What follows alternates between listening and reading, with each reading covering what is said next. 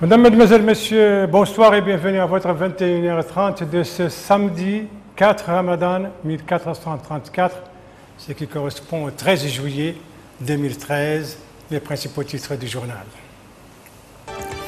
Un lancement, celui de l'exploitation des installations électriques sur la ligne Kaïdi-Jawal, c'est Gorgol, une exploitation qui a commencé depuis hier, coût global du projet 330 millions d'ouguiyas.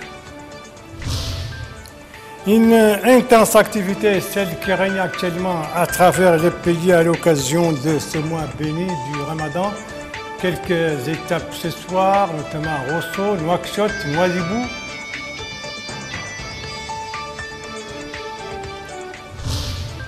Et puis une tension persistante, celle qui règne actuellement en Égypte après la destitution du président Mohamed Morsi.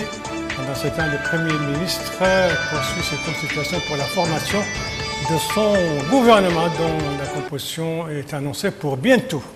Voilà pour les titres du journal. Avant de les développer, d'abord ce message de félicitations adressé par le président de la République à son homologue français à l'occasion de la fête nationale de son pays. Dans ce message, M. Mohamed Ould Abdelaziz tient à assurer M. François Hollande de sa ferme volonté d'œuvrer pour que les relations de coopération unissant les deux pays se développent et se renforcent davantage. La fête nationale de la France, vous le savez, c'est demain, 14 juillet 2013. Dans l'actualité, ce samedi, cette quatrième journée du mois de Ramadan, eh bien, c'est l'énergie. L'énergie notamment avec le coup d'envoi d'exploitation des installations électriques sur la ligne Kaïdi-Jawel au Gorgol. Coup d'envoi a été donné hier par le secrétaire général du ministère du pétrole, de l'énergie et des mines. Coût global 330 millions d'ouguiyas, des pressions avec Siri Sidibé. L'exploitation des installations électriques sur la ligne Kaïdi-Jawel constitue un acte de plus posé par les autorités dans l'amélioration des conditions de vie des populations, à travers notamment la multiplication des services essentiels. Ce projet permettra d'améliorer les conditions de vie des populations, mais également de booster les activités économiques à travers la promotion des métiers liés directement à l'énergie électrique. À cette occasion, Sidi Ould Mayouf, directeur général de l'Agence de promotion et de l'accès universel aux services, a indiqué que l'inauguration de ces installations constitue la meilleure preuve de l'intérêt accordé par le gouvernement à la poursuite des réalisations prévues dans le programme politique du président de la République Mohamed Ould Abdelaziz, programme dont plus de 80% ont été réalisés, a-t-il dit. Il a ajouté que ces importantes infrastructures ne sont qu'une partie des réalisations de l'agence dans la wilaya du Gorgol, soulignant que son agence y a déjà dépensé plus de 3 milliards 200 millions d'ouguiyas dans les domaines de l'électricité et de l'hydraulique. Auparavant, le maire adjoint de Jawel, Ba Abdoulaye Moussa, avait prononcé un mot dans lequel il a remercié au nom des populations de sa commune les pouvoirs publics pour ces réalisations que les habitants de la localité attendaient depuis des décennies. Votre présence aujourd'hui à nos côtés traduit toute la volonté politique du président Mohamed Ould Abdelaziz ainsi que la détermination du gouvernement de faire du développement participatif local sa principale priorité.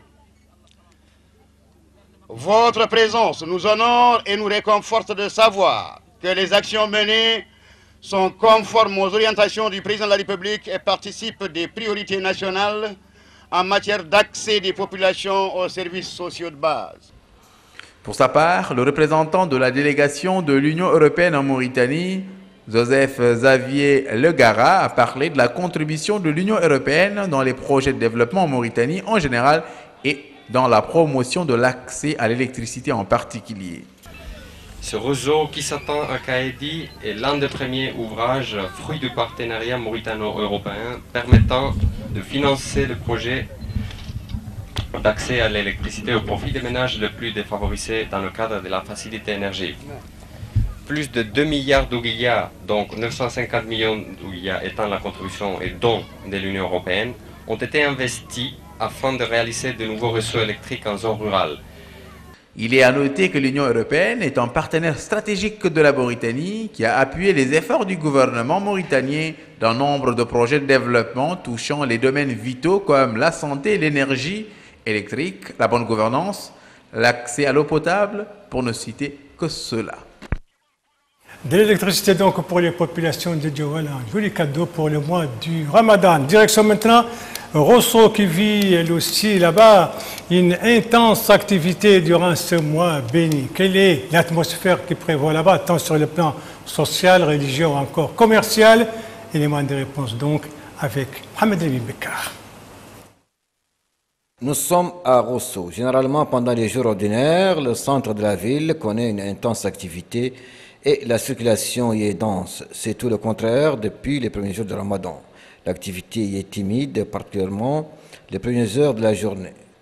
Dans le marché central de la ville, quelques rares clients soucieux d'éviter les embouteillages tentent de s'approvisionner en denrées de première nécessité. De l'avis de ce soir, le mois de Ramadan intervient dans un contexte favorable marqué selon lui par le ravitaillement du marché en denrées les plus consommées durant ce mois béni. Si au marché l'activité est timide, au niveau du débarcadère, ce n'est pas le cas. Elle s'est même intensifiée selon citoyens durant ce mois béni.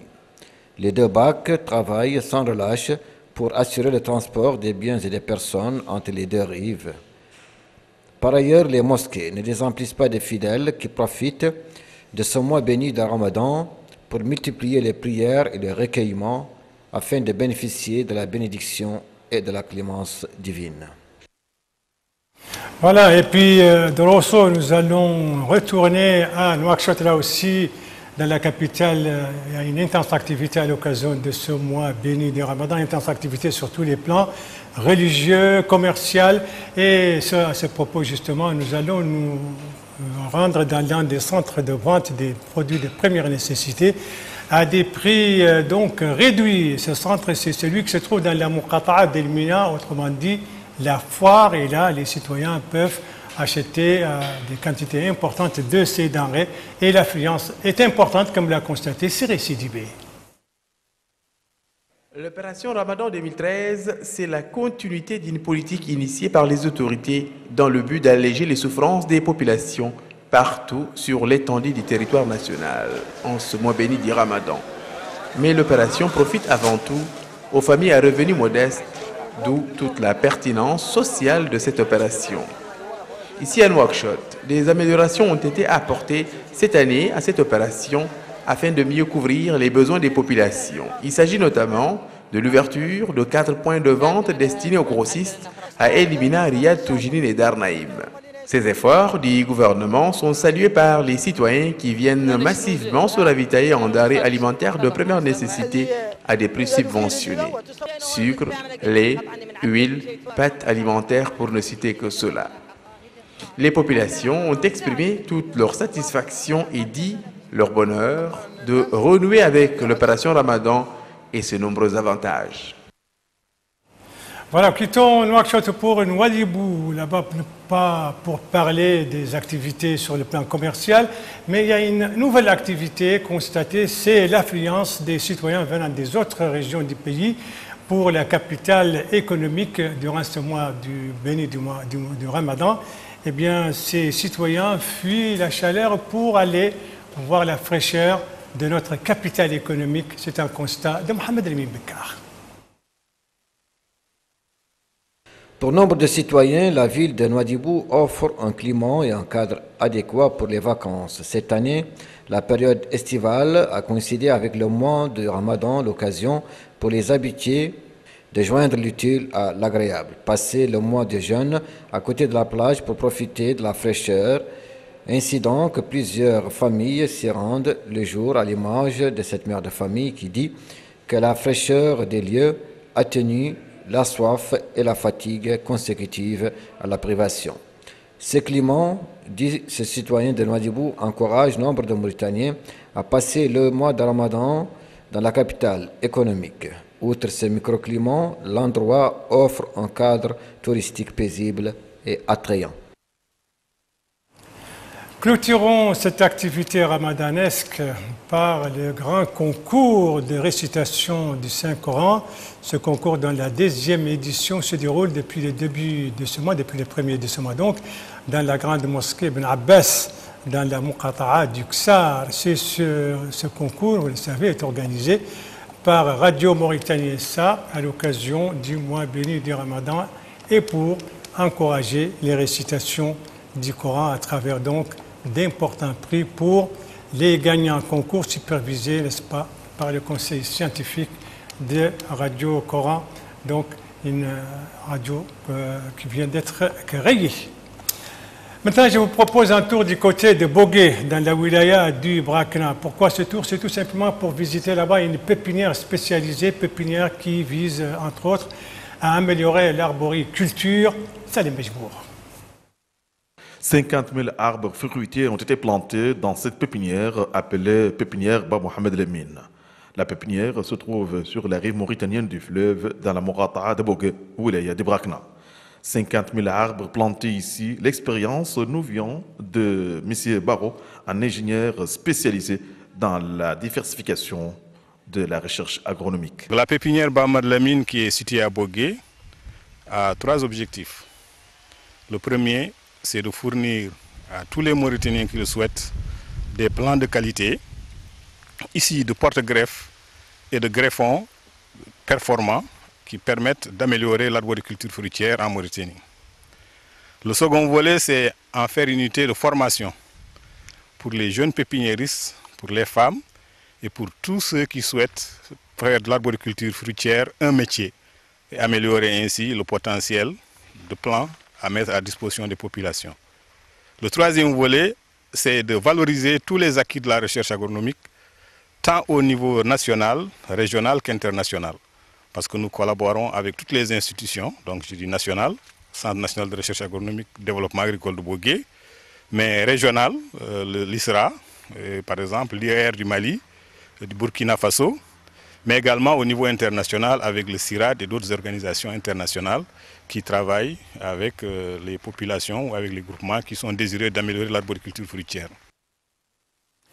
Merci de suivre la télévision de Mauritanie. La suite du journal avec l'Égypte, cette 4e journée du mois béni du Ramadan, eh bien, c'était une journée aujourd'hui relativement calme au lendemain des manifestations immenses organisées hier par les pros et les anti-Mohamed Morsi, le président déchu, au Caire et à travers donc les grandes villes du pays. Les partisans du président déchu ont appelé sur les réseaux sociaux à des manifestations, et cela dès lundi prochain.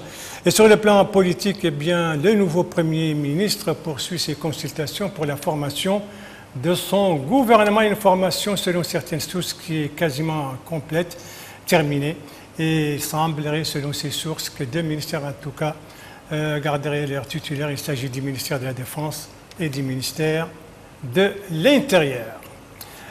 Le Mali à l'heure des élections présidentielles le 28 juillet prochain, la campagne bat son plein. Ils sont 28 candidats, dont 4 anciens premiers ministres et une femme.